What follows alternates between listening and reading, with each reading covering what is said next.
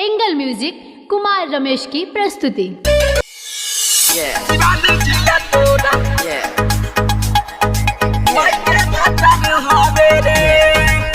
Angle music Kumar Ramesh की प्रस्तुति।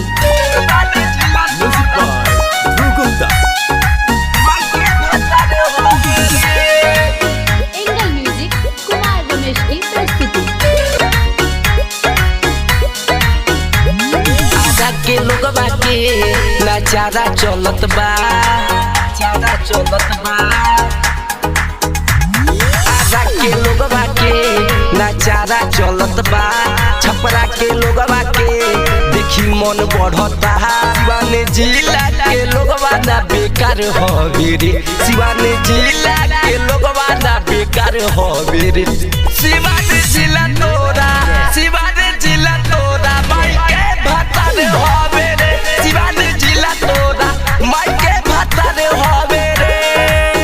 शिवानी जिला तोरा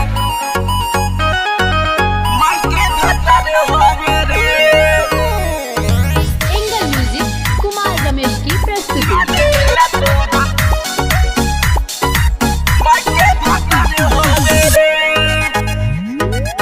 बोली पगोली चले कबो दीवाना मरे, जब खोल के देखा ले चोली नु हो।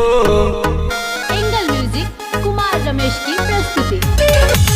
बोली पगोली चले कबो दीवाना मरे, जब खोल के देखा ले चोली नु हो। आरा बक्सर बलिया घूमले जते मऊ, गोपालगंज के लोगबा मांगेला दे हऊ। शिवानी जिला के लोगबा ना बेकार हवे रे, शिवानी जिला के लोगबा ना बेकार हवे रे। शिवानी जिला तोरा, शिवानी जिला तोरा माई के भाता रे हवे रे। शिवानी जिला तोरा माई के भाता रे हवे रे। शिवानी जिला तोरा माई के भाता रे हवे रे। एंगल म्यूजिक कुमार रमेश की प्रस्तुति।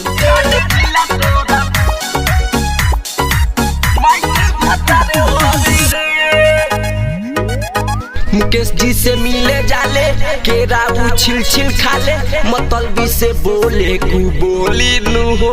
एंगल म्यूजिक कुमार रमेश की प्रस्तुति।